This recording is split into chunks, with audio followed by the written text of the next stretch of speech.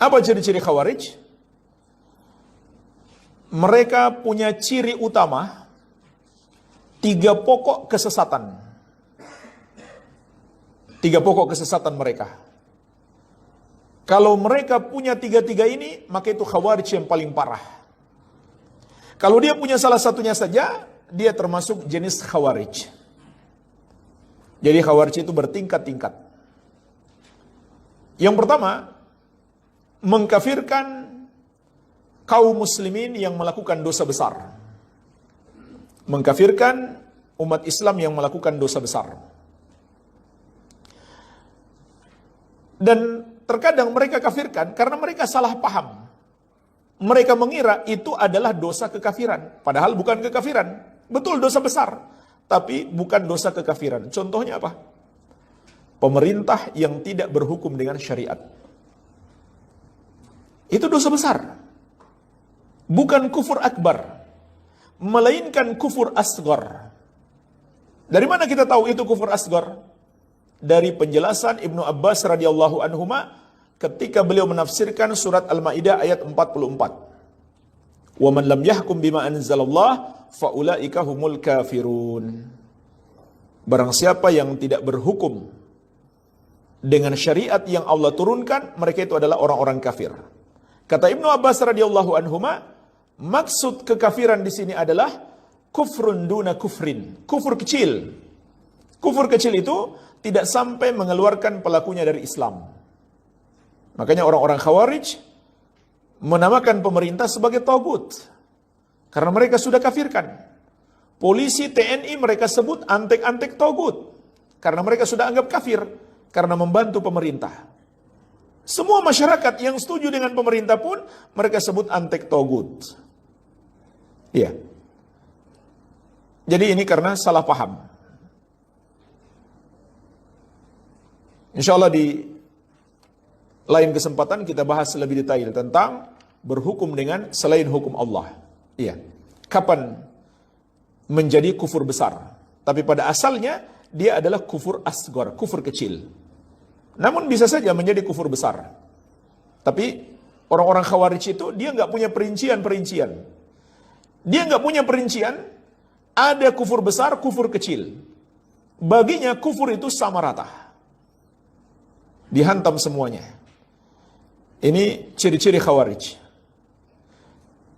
Ini yang pertama. Yang kedua, menghalalkan darah kaum muslimin.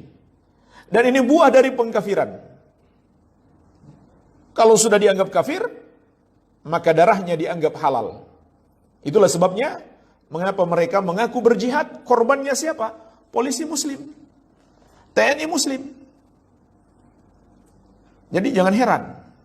Dia ngaku berjihad tapi korbannya muslim. Karena dia sudah anggap kafir.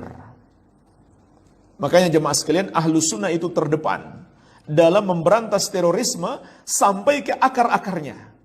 Kita kupas sampai ke akar. Apa akarnya mereka sampai berani menumpahkan darah sesama muslim? Karena mereka menganggap kafir. Kenapa menganggap kafir? Karena mengikuti akidah Khawarij, mengkafirkan kaum muslimin yang sebenarnya tidak kafir.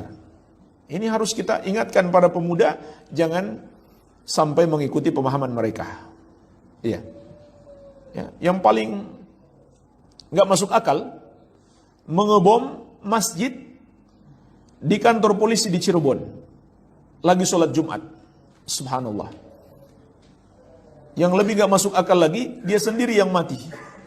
Ya. Rupanya bomnya cuma cukup untuk dia. Ya. Tapi ada korban luka-luka polisi, tapi nggak sampai mati. Ini yang kedua. Yang ketiga, memberontak kepada pemerintah kaum muslimin. Mungkin ini yang paling banyak. Ini yang paling banyak. Memberontak kepada pemerintah kaum muslimin. Ini ciri-ciri Khawarij. Dan pemberontakan itu ada dua. Pemberontakan dengan senjata dan pemberontakan dengan kata-kata. Apa dalilnya pemberontakan dengan kata-kata? Pemberontakannya Dzul Khuwaisirah. Pemberontakan pertama dalam Islam itu bukan dengan senjata, tapi dengan kata-kata. Di depan khalayak, Dia sok menasihati Nabi Muhammad SAW dan ingin menyingkap aib Nabi SAW sebagai pemimpin di depan khalayak. Dia berkata, "I'dil ya Muhammad fa innaka lam ta'dil." Berlaku adillah engkau wahai Muhammad karena kamu belum berlaku adil.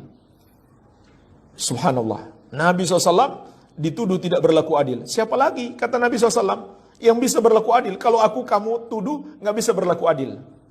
Memang ada yang lebih baik daripada Nabi SAW? Nggak ada. Kalau Nabi saja nggak bisa berlaku adil, siapa lagi yang bisa?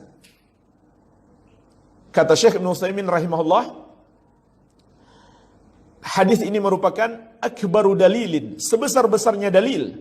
Pemberontakan itu bukan saja dengan senjata, tapi juga dengan kata-kata.